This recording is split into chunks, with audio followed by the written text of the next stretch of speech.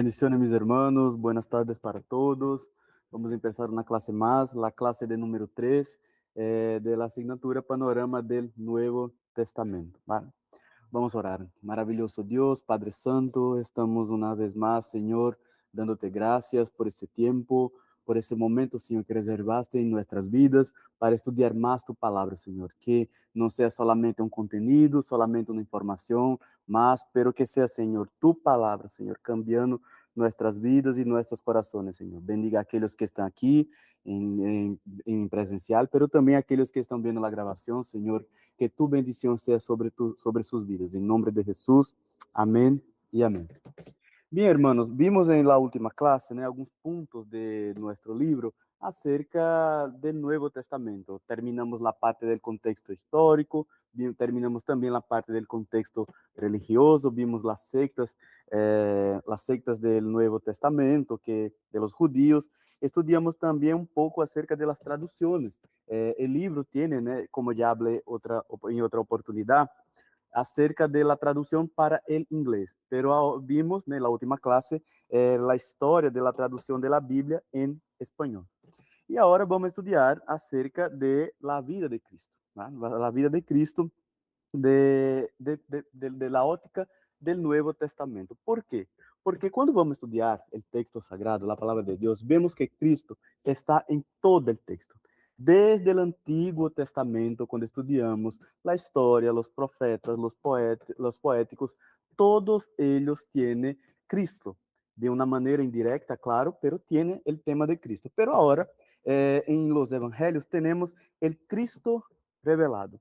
El Cristo revelado. Entonces, un lugar natural para iniciar ese estudio del Nuevo Testamento es acerca de la vida de Cristo, que está contenida en los 4 evangelios. Vamos a estudiar en la clase de hoy los 3 en conjunto, cómo se comportan, su contenido, como también el evangelio de Juan. Então, una manera de estudiar la vida de Cristo es justo ese tema de ese estudio panorâmico acerca de la vida de Jesús. Los 4 evangelios muestran justo la vida de Cristo de ópticas distintas. Los 3 primeros evangelios, vamos a ver también en la clase de hoy, que tiene una descripción del ministerio de Jesús geográficamente. O sea, mire, los primeros días de Jesús en la región de Galilea, después los días de Jesús en Samaria, y al final de los últimos días de Jesús en la parte sur, Judea y Jerusalén. Entonces, vamos a ver de manera panorâmica la vida de Cristo por medio de esos 4, ¿vale? Antes de estudiar los 27 libros, né, del Nuevo Testamento, tenemos que compreender un poco mejor cómo, en qué grupos se forman en esos evangelios. Vamos a ver, en el Nuevo Testamento hay 27 libros, todos ya conocen y todo más, pero ellos pueden ser divididos en 5 categorías, como está en su libro. La categoría número 1 es las biografías, a decir, los evangelios. Toda la historia de Cristo está en esas 4 biografías. El segundo grupo, né, la segunda categoría es historia, el libro de Hechos, donde puede ser dividido en 2 partes, vamos a estudiarlas también. Después de la historia, vemos los 2 tipos de epístolas. Las epístolas paulíneas, que son 13 en total, que también tienen una clasificación dentro de la clasificación de las epístolas de Pablo. Las epístolas generales, que son 8 en total, y la profecía, que es el libro de Apocalipsis, ¿vale? Todos los libros tienen estilos literarios distintos, eso se queda claro. Cuando leemos Mateo, es totalmente diferente de leer Apocalipsis. Mateo tiene el libro está formado por grupos de enseñanzas, por blocos de enseñanzas. Y Apocalipsis no. Apocalipse tiene un estilo literario totalmente diferente de Mateo. Pero cuando vemos los evangelios y hechos, vemos que los dos tienen una índole histórica. Y la mayoría de las epístolas, ¿no?, de Pablo y también las epístolas generales, ellas tienen un contenido pastoral, un contenido de enseñanza para la iglesia, un contenido doctrinario. Vemos también que a las epístolas pastorales, ¿no?, ya hablé, junto con las epístolas personales de Pablo, tiene ese carácter también pastoral y personal. Y Apocalipsis es el profético o apocalíptico.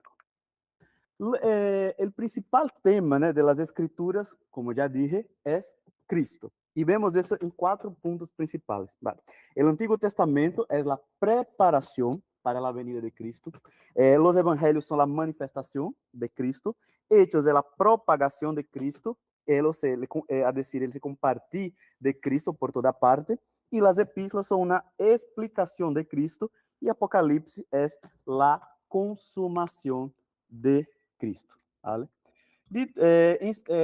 Ahora vamos a avanzar para los escritores. Vamos a ver los autores, né, del Nuevo Testamento, que pueden ser divididos en 4 partes, 4 grupos principales. El grupo 1 son los apóstoles: Mateo, Juan, Pedro y Pablo. Es el primer grupo de los de escritores. El segundo grupo, Marcos y Lucas, pero no fueron apóstoles, pero fueron compañeros, conocieron personas que convivieron, que convivieron con los apóstoles y ellos también convivieron con los apóstoles. Un ejemplo, Lucas fue compañero de Pablo, entonces conocía bien el apóstol. El tercer grupo es Jacob y Judas, que son los medio hermanos de Jesús, y Hebreos, que es desconocido, aunque algunos afirman que fue el apóstolo Pablo, pero sabemos que por la manera de escribir no fue él, ¿vale? Vamos a avanzar ahora para el orden, que es un positiva. Yo sé que la letra está un poco pequeña, pero ustedes pueden ver después en la grabación, en su tablet y tal, acerca del orden de la escritura del Nuevo Testamento. Entonces, el orden que están los libros, no sé, por ejemplo, Mateo no fue el primer libro a ser escrito. Hay una orden general. Entonces, por la historia, los primeros libros, ¿no?, los primeros textos que fueron escritos en el Nuevo Testamento fueron las epístolas. Entonces tenemos la epístola de Santiago, primer Pedro, segundo Pedro, Judas, Juan y los 3 epístolas de Juan. Entonces las personas creen que fue los primeros a ser escritos fueron las epístolas generales. Después llegaron las epístolas de Pablo. Entonces tenemos primer, segundo Tesalonicenses, Gálatas, primer y segundo Corintios, Romanos y Efesios. Entonces ese es un grupo de epístolas. Y los evangelios fueron los últimos a ser escritos justo para guardar, para preservar la biografía, los milagros, las enseñanzas de Jesús. Entonces, tenemos esa división intentando como que organizar esos libros por orden cronológica y también por tema. Un ejemplo, Hechos de los Apóstoles fue escrito junto con las epístolas. ¿Comprende? ¿Por qué? Porque los factos estaban sucediendo y Pablo es que estaba escribiendo las epístolas. Entonces los dos después fueron canonizados y las pusieron en el Nuevo Testamento. Entonces tenemos esa orden de esos escritos. Son 22 libros en 25 años. Entonces, el libro de vosotros tiene, tiene el orden.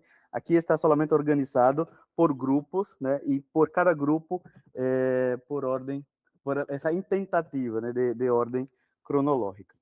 Los evangelios, cuando avanzamos más, la mayoría de las informaciones sobre Jesucristo están en los evangelios, ¿sí? Y vemos esas informaciones acerca de la persona de Cristo en el texto sagrado. Entonces, hasta en los evangelios, solamente conocían la profecía que profetizaba, que prevía que Cristo venía. Pero después en el Evangelio se conoce la persona de Cristo, quién Cristo de verdad, quién Él es.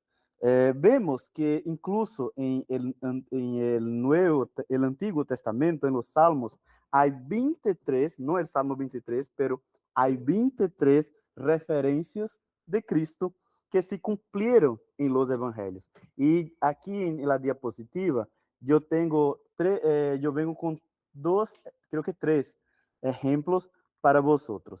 Salmo 2, verso 7, dijo, yo publicaré el decreto. Jehová me ha dicho, mi hijo eres tú, yo te engendré hoy. Ese es un salmo mesiánico, un salmo acerca de Jesús.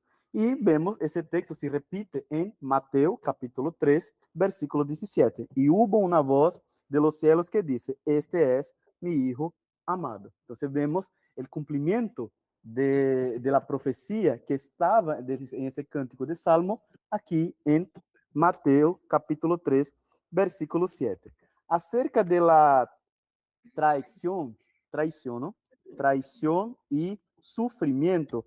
Salmo 41, verso 9, dijo, aún el hombre de mi paz, en quien yo confiaba, el que de mi pan comía, alzó contra mí el calcañar. Salmo 41, versículo 9. Habla acerca del sufrimiento y de la traición que Jesús sufrió. Juan capítulo 13, versículo 18, vemos el cumplimiento de Salmo 41. No hablo de todos vosotros. Yo sé a quienes he elegido, mas para que se cumpla la escritura, el que come pan conmigo levantó contra mí su calcañar. Mire que hay una comparación, hay un paralelo entre esos dos versículos. Justo uno es la profecía, el cántico, y el otro es el cumplimiento. Vemos también en ese texto otro ejemplo de y la muerte y resurrección de Jesús. Mire, Salmo 16, versículo 10 dice, ¿por qué no dejarás mi alma en el Seol, ni permitirás que tu santo vea corrupción? Mire que hay una promesa que el Señor no iría a ver la corrupción. Y Hechos capítulo 2, versículo 31, se encuentra el cumplimiento de ese salmo. Hechos 2:31 dijo, viéndolo antes, habló de la resurrección de Cristo, que su alma no fue dejada en el Hades, o Seol, Hades es la palabra griega, de su carne vio corrupción. Mire, un verso del Antiguo Testamento y el cumplimiento en el Nuevo Testamento. ¿Vale? Además, hay 28, el texto tiene esa información, hay 28 escrituras del Antiguo Testamento que profetizan sobre la vida de Cristo. Una información importante, por eso que hay una estrella en ese número 28, que ese número puede tener cambios o variaciones, depende del método que el estudiante está clasificando essas profecias. Então, você pode encontrar desde 25 escrituras hasta 30 escrituras. Depende do método que se usa para classificar acerca da profecia de Jesús. Es posible hallar referencias de Cristo en la historia secular. Vemos que otros hombres importantes en la historia hacen referencia de Cristo. Tenemos como nombres de esos hombres Tácito, Plinio, Luciano y el historiador judío Josefo. Mire, essa é uma informação muito importante porque muitas pessoas, principalmente em la crítica de hoje, dije, mire, ese texto es muy antiguo, ese texto solamente los judíos y los cristianos conocen, pero vemos que hay otras personas fuera de ese ambiente, fuera del medio cristiano y del medio, del medio cristiano que conocen Jesús, que hablaron de Jesús, que escribieron acerca de la historia de Jesús. Entonces vemos eso en esos textos, ¿vale? Vamos ahora a estudiar los evangelios sinópticos o el problema sinóptico. Es un tópico, es un tema que está en su cuadernillo, en su libro, que vamos a ver ahora, ¿vale? Hasta aquí todo tranquilo, hermano, ¿todo bien? ¿Podemos avanzar? Vamos a ver. Bien, cuando vemos los evangelios, todos conocen que hay 4 evangelios. 3 de los evangelios son muy parecidos, hay varias semejanzas entre ellos, por eso son conocidos como sinópticos, ¿vale? Como sinópticos, porque hay mucho material que es común entre los 3 y se encuentra al menos dos en 2 de ellos. Vamos a ver una comparación en esa diapositiva. Eu creio que na pantalla atrás se vê melhor, não sei se nas pantalhas de lado se vê. Mateus, Marco e Lucas, como conhecemos, são esses evangelhos sinópticos. E eles justo enfatizam a humanidade de Cristo desde uma perspectiva externa e terrenal. A decir, esses evangelhos contam a história de Jesus, lo que passou, lo que hizo, lo que predicó. Entonces, hay mucha similitud en los 3 registros. Entonces, hay versículos que se encuentran en los tres evangelios. Y eso se ve incluso en los textos sagrados. Quien tiene la Biblia, la Reina Valera 1960, se ve un subtítulo a veces o a menudo versículos que tienen una referencia para otros versículos de los evangelios. Entonces, esos 3 evangelios se puede estudiar juntos, porque ellos destacan esa humanidad de Jesús y tienen muchos paralelos entre sí. Por ejemplo, hay parábolas que hay en los 3, hay parábolas que hay en solamente uno, o que hay en 2 de ellos. Hay muchas similitudes. Pero el cuarto evangelio es el evangelio de Juan. E esse evangelho é o mais diferente de tudo. Por quê? Porque ele não traz a história de Jesus. Ele se preocupa, ele tem uma preocupação de enfatizar a deidade de Cristo. A decir, que Cristo é Deus. Então, Juan, ele tem essa preocupação de escrever acerca, não da história de Cristo, por acerca para saber quem é o Cristo. Y tiene una teoría también, una teoría histórica, que el Evangelio de Juan fue escrito después, fue el último Evangelio. ¿Por qué? Porque era como decir que Juan miró los 3 Evangelios que tenían disponibles y pensó, mire, yo creo que ya se conoce la historia de Cristo, pero ahora yo quiero presentar el Cristo Verbo de Dios, el Cristo Dios. Entonces, él escribió ese texto con ese objetivo de explicar acerca del Cristo Dios. Y cuando vemos, hay textos que están solamente en Juan, no hay en otro evangelio, no está en otro evangelio, están solamente en Juan. Y también es un texto un poco más complejo, porque hay mucha doctrina y interpretación, ¿vale? Hay mucha doctrina y interpretación.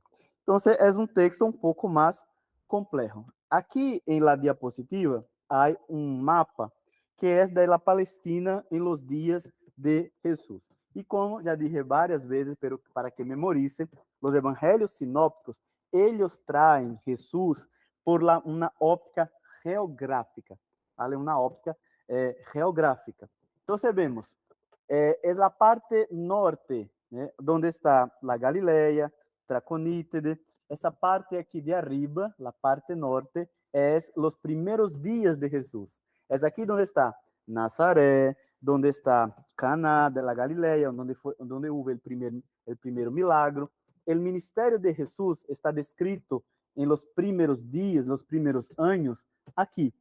Después vemos para el medio con Samaria. Entonces, si usted observa en el mapa, un ejemplo, si yo estoy aquí en Galilea y necesito ir a Jerusalén, es necesario pasar por dónde? Por Samaria. Por eso que quando vemos em Juan capítulo 4, a descrição de quando ele conhece a mulher samaritana, é por isso, porque não tem um vuelo de Galileia hasta Jerusalém. Ele tem que passar por aqui. E o relevo, sim, o relevo de la Palestina é muito difícil. É uma região, porque não tenho uma imagem aqui, é uma região muito montanhosa, há muitas montanhas, sim, aqui e aqui. ¿Vale? Entonces, por eso que hay una formación de muchas rocas aquí en esta región. Entonces, no se puede pasar, no se puede dar una vuelta. Hasta se puede, pero es más lejos, más difícil, más caro y más peligroso. Entonces, el camino más conocido es justo por el medio.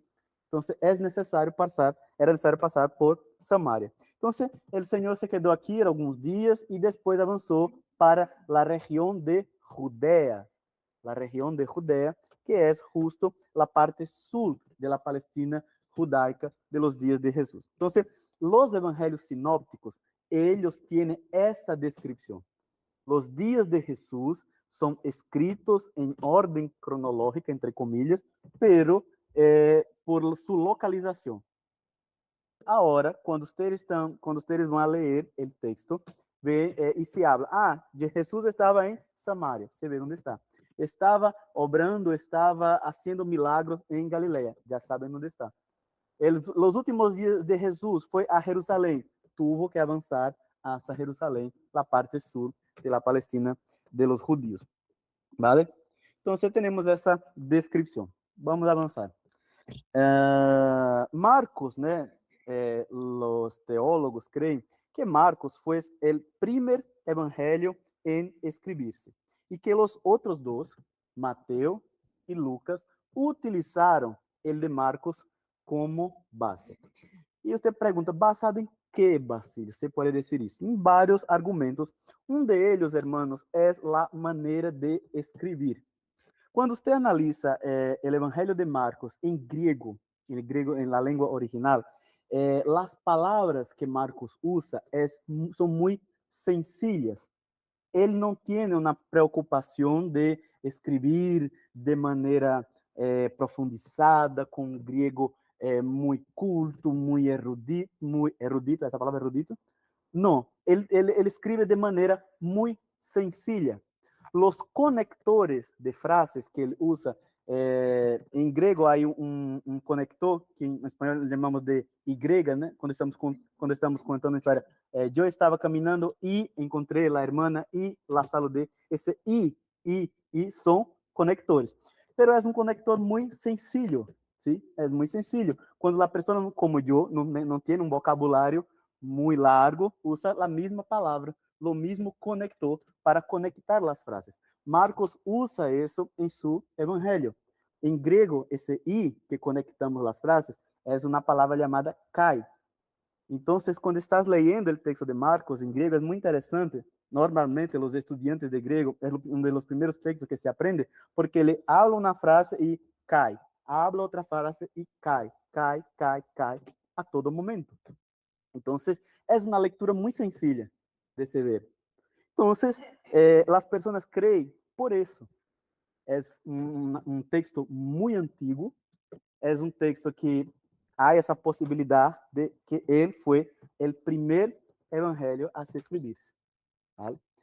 Y vemos aquí que en Marcos, né, hay una estructura, cuando hacemos una comparación, ese iconográfico, né, iconográfico se llama, esse infográfico que está aqui, ele está em seu livro, pero em descrito, ¿vale? Então, eu organizei aqui com números para que nós podamos, para que se pueda, ¿verdad? Visualizar melhor. Vamos a ver em la diapositiva, ¿da? La estrutura de Marcos. Marcos, isso está em la página, alguém pode ajudar, meu irmão? 29, la página 29, que dice, que dijo, la estructura de Marcos, Marcos tiene 105 secciones, ¿vale? De esas 105 secciones, 93, que es la parte azul, están en Mateos. Y 81 de esas secciones están en Lucas. Y solamente 4 son exclusivas de Marcos. Entonces se ve aquí que Marcos está casi en todos los evangelios, está en los dos. Total de versículos, Marcos tiene 661 versículos.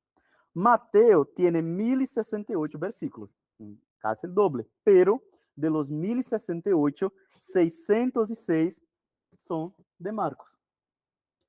Y Lucas tiene 1149 versículos, fue lo que más escribió, pero de los 1149, 320 son de Marcos. Entonces se ve que hay una similitud muy cerca entre ellos. Y coincidencias y exclusiones, ¿no? Vale. 31 de los 55 versículos de Marcos están en Lucas. 24 versículos, solamente 24 versículos son únicos de Marcos. 51% son palavras que estão em Marcos e em Mateus, e 53 das palavras de Marcos estão em Lucas. Y los dos, né, siguen el orden de los eventos de Marcos. Mire, la descripción que Marcos hizo, un ejemplo. Si Marcos dijo, Jesús pasó por aquí, Lucas y Mateos también dijo en el mismo orden. Entonces, Marcos es la base narrativa de los evangelios sinópticos. Él es esa base narrativa. Es el evangelio más sencillo que hay, más directo. Él no tiene esa erudición toda para la descripción.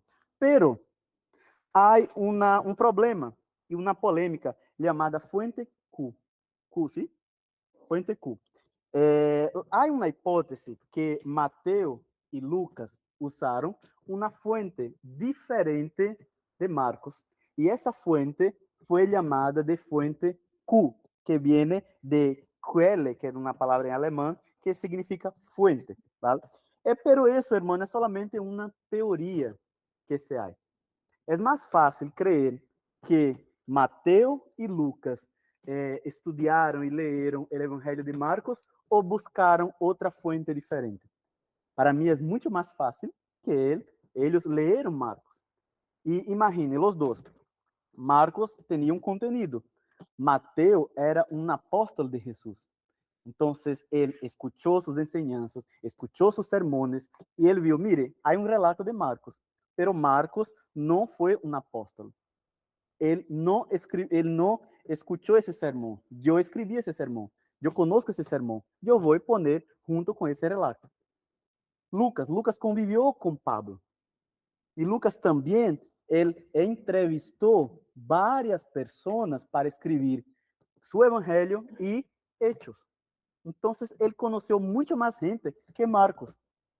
Y vemos en ese texto que Lucas añade las informaciones que él tiene junto con el contenido de Marcos, mismo con todo eso. Entonces, es más fácil ver, creer que ellos consultaron Marcos o que ellos leyeron Marcos que consultar otra fuente llamada fuente aquí. ¿Va?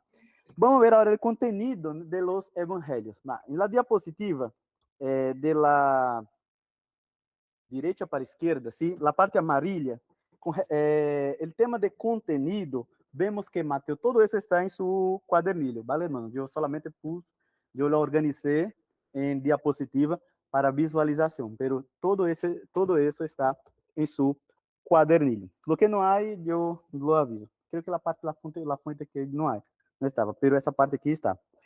El contenido, Mateo dijo que Jesús es, todos ellos hablan acerca del Hijo de Dios, de Jesús. Mateo, él dijo que Jesús es el rey profetizado. Hoy vamos a estudiar el Evangelio de Mateo. Marcos trae Jesús como el siervo obediente. Lucas trae Jesús como el hombre perfecto. Y Juan trae Jesús como el Hijo divino. Para los públicos, ¿no? La comunicación. Mateo trae los evangelios, el evangelio para los judíos. Marcos trae el evangelio para el mundo gentil, para los romanos. Lucas trae el evangelio para los griegos y Juan trae el evangelio para la iglesia universal, para todos. La claridad, los evangelios se complementan entre sí. No hay un evangelio exclusivo. Y ellos aclaran y completan el mensaje. A decir, lo que no hay en Marcos, hay en Mateo, que lo que no hay en Mateo, hay en Lucas, lo que no hay en Lucas, hay en Juan. Entonces, ellos se completan. Confirmaciones, los cuatro dan testimonio del Hijo del Hombre. Hay una credibilidad y veracidad. Ya estudiamos la preocupación que los primeros cristianos tuvieron para elegir los libros. Y vemos la cantidad, ¿no? Los evangelios son, si no fueron, si no estuvieron repetidos los versículos, ellos serían muy cortos. Pero como son cuatro, entonces hay varias confirmaciones. Vemos que la mitad del Nuevo Testamento son los evangelios, ¿vale? Vamos a avanzar ahora. Yo hice una imagen aquí. Espero no será la ventana aquí de la grabación. La armonía de los evangelios. No sé si se ve en pantalla, creo que la letra está chiquitita, pero espero que en la pantalla se vea un poco mejor. Los cuatro evangelios, hermanos, siguen una línea. Segue una línea. La página un poco más adelante hay 8 factos, creo que es el comentario de Barclay, o es de una Biblia de estudio, trae la armonía de los evangelios. A decir, esos evangelios, ellos no hay conflictos de eventos entre ellos. Todos siguen la misma línea. Mire, lo nacimiento de Jesús, nacimiento, infancia y adolescencia de Jesús y los días de Juan el Bautista son descritos del século 7 hasta el 4, hasta el 8 después de Cristo. Vemos esos años en ese momento. Los días de Juan el Bautista se describe en 27 después de Cristo. Después del bautismo de Jesús, que está aquí en esa imagen, esa parte aquí, vemos que el ministerio de Jesús empieza. Entonces, hay una armonía en eso. El ministerio de Jesús en Galilea, vemos también que sigue por entre 27 después de Cristo. Vemos el ministerio de Jesús en Judea y Perea, también ali cerca de 27, 29 después de Cristo. Y el ministerio final de Jesús, vemos de 29 hasta 30, y la última semana que se pasa en Jerusalén, esa parte aquí en la línea, la primavera del año 30 después de Cristo, y después la resurrección hasta la ascensión, que es el día del Señor, y los 40 días después que ele pasó después de la resurrección. Entonces vemos que los 4 evangelios siguen esa línea, es la misma línea, la misma cronología, la misma história que há.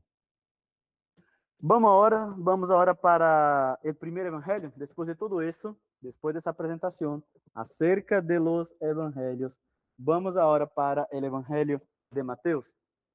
Todos listos? Sim? Vamos? Evangelho de Mateus, el Messias Rei. El Messias Rei. Que está em seu livro, la página, ¿cuál es la página, hermano? Ayúdeme. La página 34, que está viendo la grabación, la página 34 es el Evangelio de Mateos. Hermanos, vemos que Mateo no fue el primer evangelio a ser escrito. Estudiamos ahora mismo que fue, ¿cuál fue? Marcos. Marcos fue el primer evangelio a ser escrito, pero la ubicación clave, la ubicación de Mateo está correcta y es la mejor que se puede tener. ¿Por qué? Porque Mateo hace una conexión de la nueva alianza, del Nuevo Testamento con la antigua alianza, con el Antiguo Testamento. Mateo empieza el texto con la genealogía de Jesús, justo para comprobar que Jesús es el Mesías prometido. Entonces vemos que ele hace el puente, sirve justo desse Antigo e Novo Testamento. E vemos que como significado teológico, Jesus como rei. Mateus apresenta Jesus principalmente como el Messias e el Messias rei de los judíos. E não solamente el Messias rei, pero também esse Messias que é rei del reino de los cielos, el reino de Dios. E Mateus também traz essa ideia, a ideia de que os discípulos deveriam ser como Jesus. Acerca da escrita, né, de quem escreveu a autoria, a tradição eclesial reconhece que o apóstolo Mateus foi o escritor, por algumas razões. Pero, bien, ¿hay una dificultad acerca de ese tema? Bien, yo debo ser sincero, hermano, que hay. Perdón, el Evangelio de Mateo, él no no comienza con él escribiendo, mire, yo soy Mateo, el autor del Evangelio. No, como Lucas hace en el principio. El Evangelio de Mateo, él no tiene esa autoría inicial, essa apresentação como Pablo hace em suas epístolas. Se você observa, não há essa descrição. Pero há vários momentos em el texto que se pode ver que foi Mateus quem escreveu. Vamos ver um pouco mais adelante, pero já com dois exemplos. Solamente Mateus habla de dinheiro e impuestos de uma maneira muito particular que não há entre os demais evangelhos. Solamente em Mateus que há uma expressão, há um fato que Jesus ha pagado el impuesto.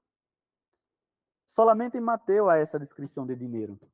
Então, vemos que é uma descrição de um publicano, de uma pessoa que ha trabalhado com dinheiro e outras coisas mais. Então, vemos que a tradição eclesial reconhece que o apóstolo Mateus foi o escritor do Evangelho. Agora, por que devemos crer? Por que se crê que Mateus foi autor? Vale.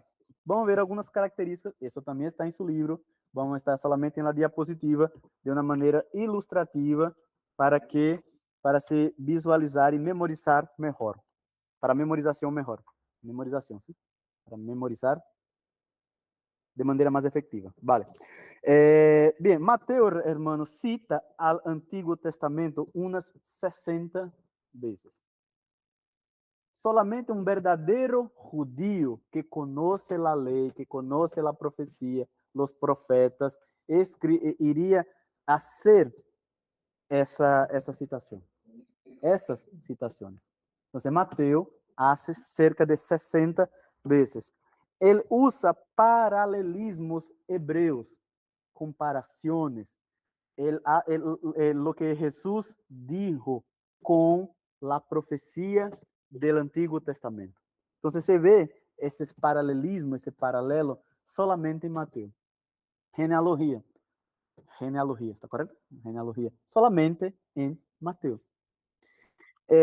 E sua escrita, sua maneira de escrever, traz esse pensamento hebraico, esse pensamento hebreu, em verdade, acerca de los textos. Ele habla del reino de Deus.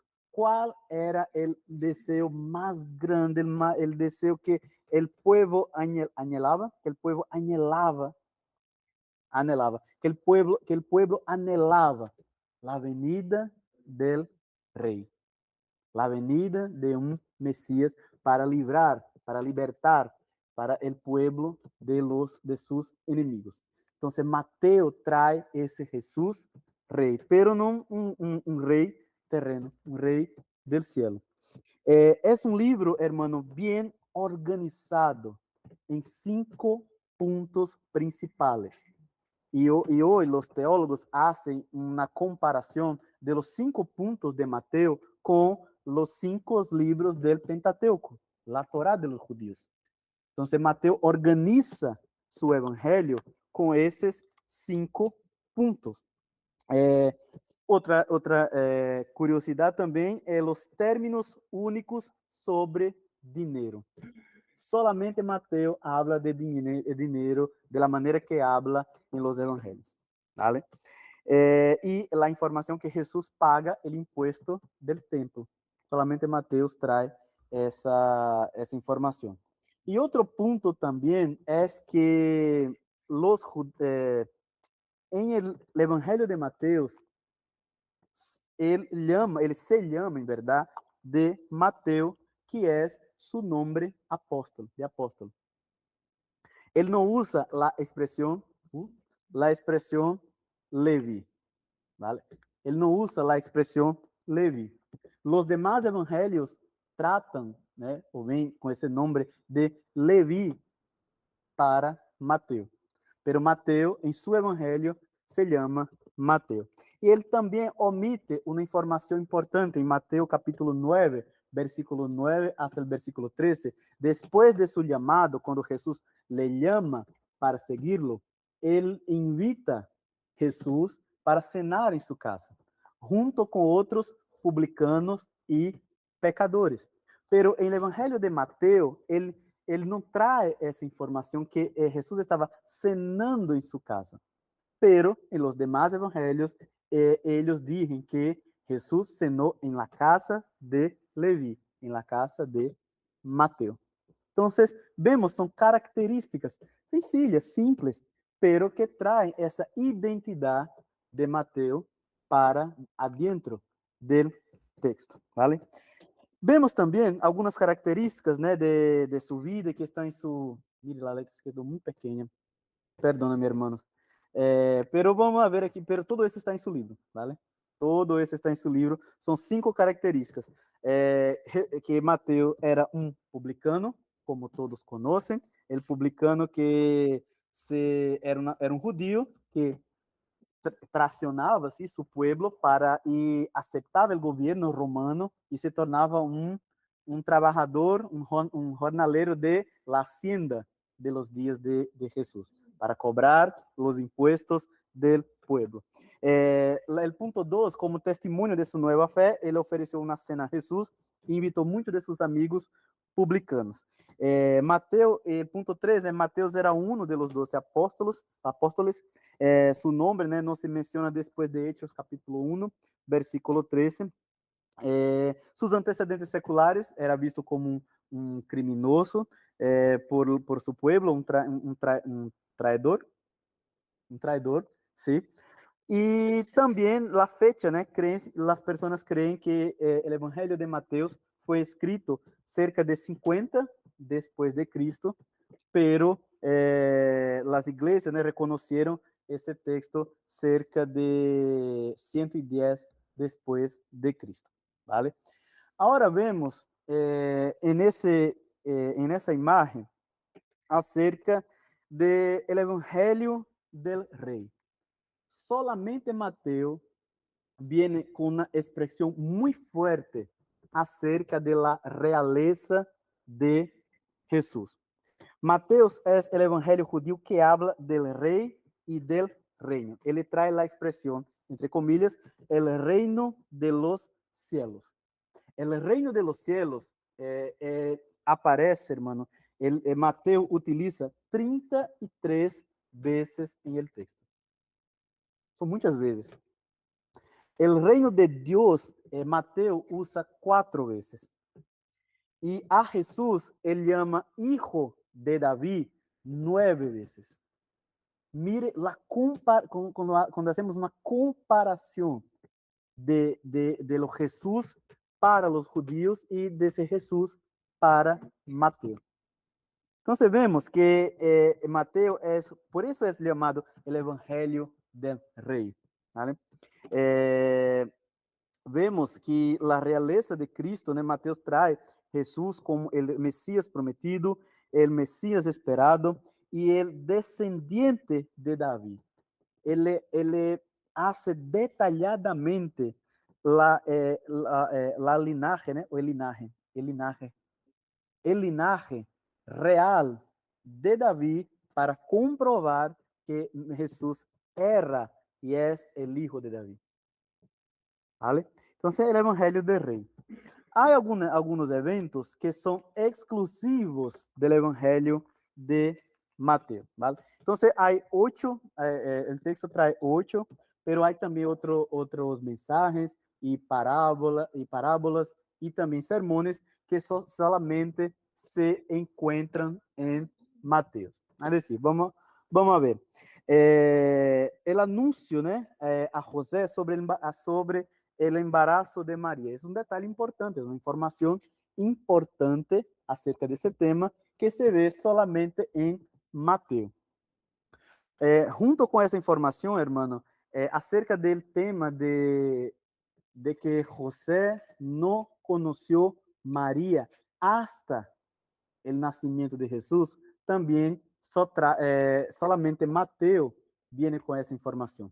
Y eso es muy importante porque se habla acerca de una doctrina católica de la Virgen, Virgen, ¿no? ¿Te acuerdas? Virgen, ¿eh? María. La iglesia, ¿qué la iglesia católica enseña? Que María se quedó virgen por toda la vida. Pero você sabe que después que Jesús nació, ya no hay más virgindad. Después que un niño, hermano, pasa por el canal vaginal de la mujer, no se tiene como tener virgindad más. Entonces, Mateo trae esa información que José no la conoció hasta el nacimiento de Jesús. Mire, hasta el nacimiento. Es decir, después del nacimiento, María tuvo una vida matrimonial normal de cualquier matrimonio con José. Y vemos eso acerca un poco más adelante con los hermanos de Jesús. Los hermanos de Jesús fueron líderes, hacían parte del liderazgo de la iglesia en Jerusalén. Entonces, Mateo trae viene con esa información, esa conversación del ángel con María, con José, hay solamente en Mateo. Otra información es la visita de los magos del Oriente. Mateo también viene con esa información. La huida de María y José para el Egipto también es una información exclusiva de Mateo. Y también los decretos de Herodes, que manda matar todos los niños, ¿no? Hasta 2 años. Entonces vemos que son informaciones que solamente Mateo trae. La matanza de los inocentes. Otro punto también, el suicidio de Judas. Judas, ¿no? De Judas. Solamente Mateo trae esses detalhes, essa descrição, mas com mais informações acerca do fim de Judas. E também o sonho de la esposa de Pilatos. O sonho de la esposa de Pilatos é outra informação que ela sonha com Jesus, que não deixou ela dormir e tal, um sonho que la deixou como que perturbada. Mateo traz essa informação. Y también el soborno a los guardias, ¿no? Cuando los guardias llegaron, que el cuerpo de Jesús no estaba allí, ellos fueron sobornados por los judíos para que dijeran que sus discípulos robaron el cuerpo. Esa información histórica está en Mateo. Vamos avançar. Mateo também, na página 37 de seu livro, há algumas informações importantes acerca dele, acerca de las parábolas e los milagros, né? Mateo tem 15 parábolas, ¿vale? De esos 15, né, 10 parábolas e 3 milagros são particulares a este evangelho, ¿vale? Particulares a este evangelho. No capítulo 13 é um prefácio de toda a era da igreja, incluindo la consumación. Ele tem parábola, por exemplo, el tesouro escondido, la pérola de gran precio. Miren, são parábolas que involucram dinheiro, coisa de publicano. ¿Vale? E outras 7 parábolas exclusivas de Mateo. El siervo que não quiso perdonar, parábola de publicano. El obrero de la viña, los 2 hijos, la fiesta de bodas, las 10 vírgenes, las ovejas y las cabras, son parábolas que se encuentran en Mateus. Parábolas y milagros que se encuentran en Mateus.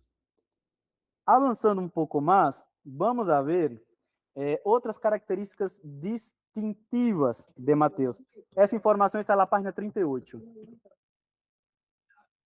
Diga-me, pastor.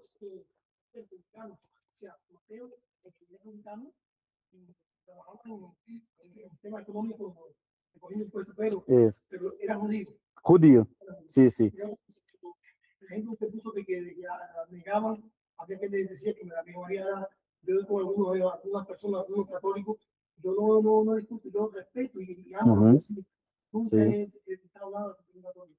Pero sí, cuando yo planteo esa sesión, porque en mi casa va mucho católico porque van a entrar a los Unidos, ellos dicen, ellos comentan de que no tuvo hijo, se cumplió el hijo de y cuando hacía Jesucristo le dicen, ahí está tu María y tus hermanos. Dice, no eran hermanos carnales, eran hermanos de fe. Isso, se usa também. Uma informação, né, uma curiosidade importante que o pastor Ricardo, eu estou repetindo porque, para quem não escutou na gravação, acerca de los hermanos de Jesús, né, um exemplo, esse tema de Maria Virgen e tal, os católicos creem assim, respeitamos e todo, não entramos em peleia porque é uma questão de fé. ¿Vale? Por más que veamos explicar los argumentos, ellos creen que solamente el Espíritu puede convencerlos de ese tema. Pero acerca del tema de los hermanos de Jesús, medio hermanos, que se llaman medio hermanos, ¿no? Hay esa expresión en español, medio hermanos. Ellos dicen, ¿no? Los católicos enseñan que no, Jesús llamaba a todos de hermanos. Llamaba a sus discípulos, los discípulos también. Llamaba a todos de hermanos y hermanos. Pero quando vamos a estudar a genealogia, a cronologia de los fatos, de la familia de Jesús, los evangelios tienen una descripción de una familia carnal, de una familia de la sangre, no solamente una familia de convivir. Nosotros somos hermanos, pero no somos hermanos de la sangre. Entonces somos hermanos de la iglesia. Pero el texto sagrado trae de Jesús, María, su madre, sus hermanos, un texto de los evangelios. Pero pasa lo mismo con el tema de María Virgen. Es una cuestión de fe, de interpretación. Ellos interpretan de esa manera. ¿Vale? Outras características distintivas, né, que vemos em Mateus, isso está na página 38 de seu livro, era um parágrafo. É porque em português é parágrafo, como é em espanhol? Párrafo? Graças, párrafo. Os primeiros 4 capítulos de la cronologia de Mateus. Vamos estudar agora os fatos. Mateus traz as coisas em ordem cronológica? Mais ou menos. Que se vê? Del capítulo 1 hasta el capítulo 4 de Mateus, vemos um ordem cronológica. Miren, las cosas se pasan en las fechas que se suceden. Pero el capítulo 5 hasta el capítulo 13, Mateo usa un lenguaje temático. Mire, hay los sermones, descripciones de las enseñanzas, pero por temas. Y del capítulo 14 hasta el capítulo 28,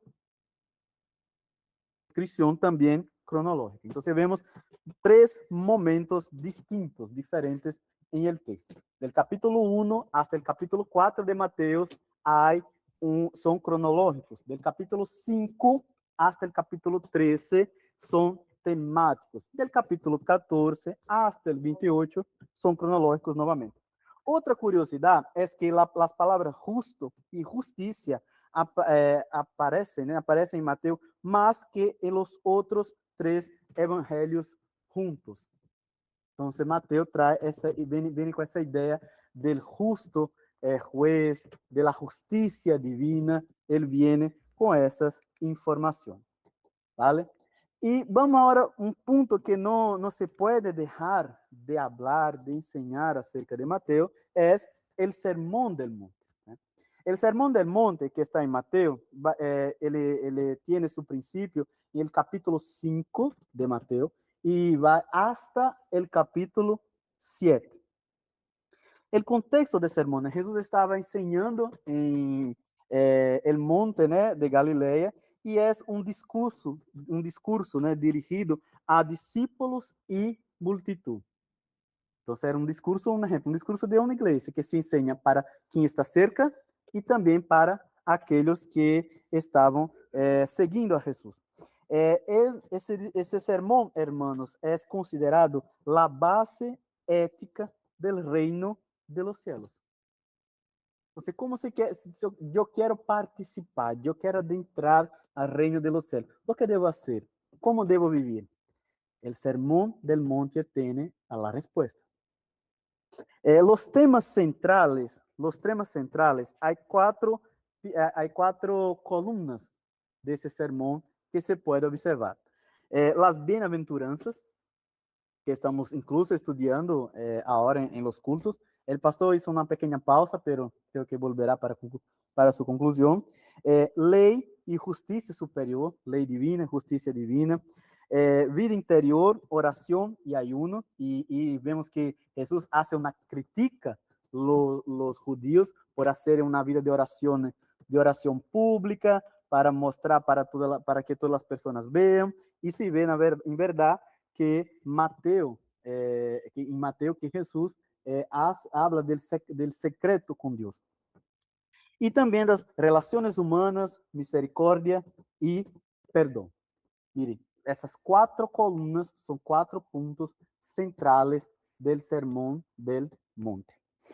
La estructura, né, del mensaje. Primero Jesús empieza primero con las declaraciones, las bienaventuranzas. Bienaventurados los que lloran, bienaventurados los mansos. Ele viene con esas declaraciones. Después, Jesús en el texto hace un contraste, ¿eh? Un contraste de la ley con lo que Jesús está enseñando, con el Evangelio. Él viene con expresiones, creo que vosotros se acuerdan. Oíste que fue dicho, pero yo os digo. Se encuentra varias veces esa expresión, ese contraste de la ley junto con que Jesús estaba enseñando. Y eso se encuentra en la estructura del mensaje del Sermón del Monte.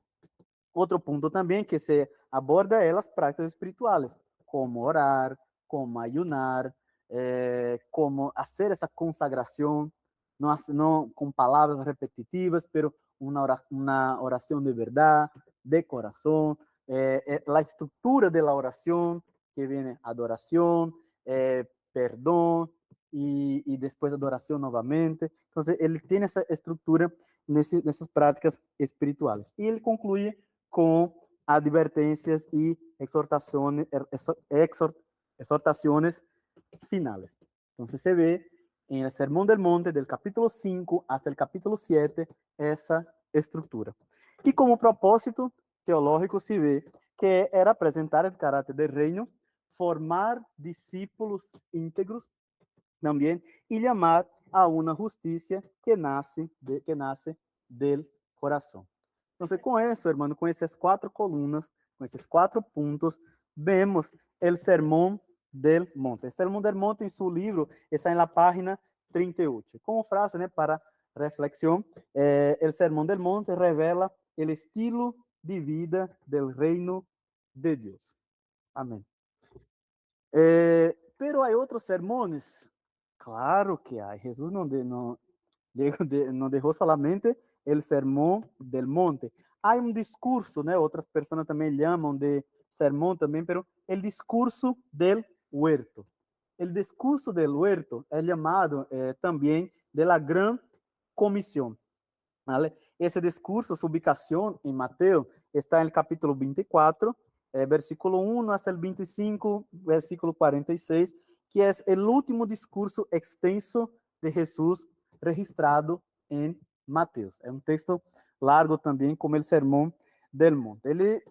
As pessoas creem, né, que ele foi pronunciado el martes de la última semana de Jesús en la tierra, días antes, né, de su crucificación, y Jesús habla, né, desde el monte de los olivos. Entonces fueron varios mensajes seguidos, né? El contenido desse discurso, né, tiene un mensaje profético acerca de la segunda venida de Cristo.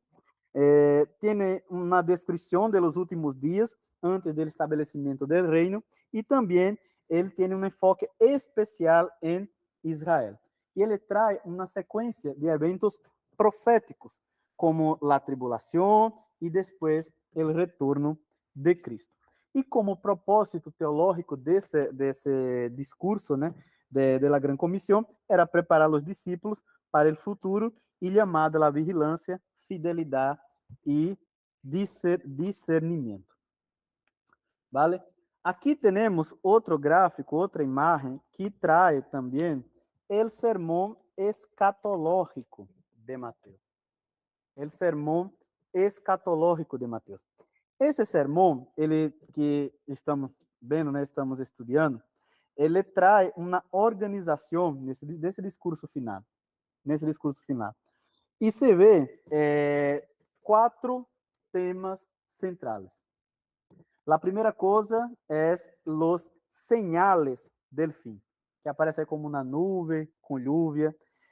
Justo esos señales del fin, como guerras, hambres y falsos profetas.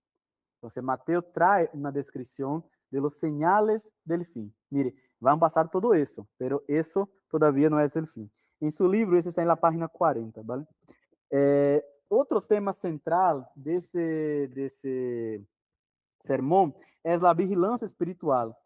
E ele traz isso fazendo um paralelo com a parábola de las vírgenes prudentes. Outro ponto também é o juízo final, donde o Senhor irá juzgar todas as nações. E o último ponto, né, o último tema central desse sermão é a esperança do reino, que é a esperança que chegará o reino de los cielos, que será em sua completude, em sua plenitude, em verdade. E vemos que há uma estrutura do discurso desse sermão de Jesus. Vemos que ele tem profecias, ele tem parábolas e ele tem exortações. Então, quando uma pessoa me pergunta, como, Basilio, eu quero aprender a predicar e tal, hermano, mire como Jesus predicava. Mire a prédica de Jesus. O sermão de Jesus. Era muito bem estruturado. Ele no mesmo sermão, ele organizou com profecias, com parábolas e exortações. Profecias, né? Ele falou acerca da destruição do templo. Parábolas, a parábola del siervo fiel, de las 10 vírgenes y de los talentos, y las exhortaciones. Exhortación a la vigilancia, fidelidad y preparación. Y vemos también en ese sermón una aplicación teológica. Essa aplicação é llamada fidelidade, preparação e discernimento. ¿Vale? E vemos, já está cerca de concluir, sim. Las 5 secciones de enseñanza en el Evangelio de Mateus. Vemos aquí 5 puntos que se puede haber en el Evangelio de Mateus. Mire que yo hablé un poco antes que acerca de los 5 libros del Pentateuco, la Torá. Aquí vemos los 5 puntos de enseñanzas en Mateus. El Sermón del Monte, enseñanzas éticas y espirituales. Vou passar a diapositiva para quem está aqui. La comisión de los 12, né? Envío y misión de los discípulos. Las parábolas del reino, que son revelaciones sobre el reino de los cielos. La disciplina en la iglesia, que es la corrección, perdón y comunidad. Y el discurso escatológico, que son señales del fin, vigilancia y esperanza. Entonces, Mateo organiza, né, a enseñanza de Jesus em 5 grandes discursos, assim como o Pentateuco. E tudo isso muito organizado, como um verdadeiro publicano, judío, podría hacer. ¿Vale? Vamos para la última diapositiva, que es la conclusión de la clase. Bien, essa é a última frase que aparece para vosotros em seu quadernilho em la sessão de Mateus, que diz: La venida del Hijo del Hombre será repentina, sorpresiva e separadora. Portanto, estemos alerta. E isso significa seguir em forma fiel e obediente sua vontade. Amém? Então, com essa frase, né, com esse pensamento, eu quero concluir a classe de hoje. Esse é o pensamento com essa parte de Mateus. Em la próxima classe, vamos estudar Marcos e os demais evangelhos. Amém? Vamos orar dando graça ao Senhor. Padre Santo, graças, Senhor, te damos por uma classe mais, por esse tempo, Senhor, que o Senhor nos regalou para estarmos aqui em tu casa, estudando, Senhor, os evangelhos e agora o evangelho de Mateus. Senhor, graças, Senhor, por esse texto. Graças, Senhor, por esse privilégio, Padre, de estudar Mateus, de compreender, Senhor, que tu eres o Rei de nossas vidas, Senhor. Que tu eres o Rei de los cielos, que tu eres, Senhor, o Rei dessa igreja, Padre. Eu te pido essa hora, Senhor, que tudo o que foi ensinado, que venha se quedar guardado, Senhor, em nossos corações, que cambie, Senhor, nossas vidas, de que venhamos, Senhor, predicar tu palavra agora com conhecimento, lleno de graça e com ousadia, Senhor, de tu Espírito. Eu te pido, Senhor, essa hora por cada um de tus hijos, bendiga cada um deles, Senhor, em nome de Jesus. Amém e amém. Deus los bendiga, mis hermanos, e hasta la próxima clase, em nome de Jesus.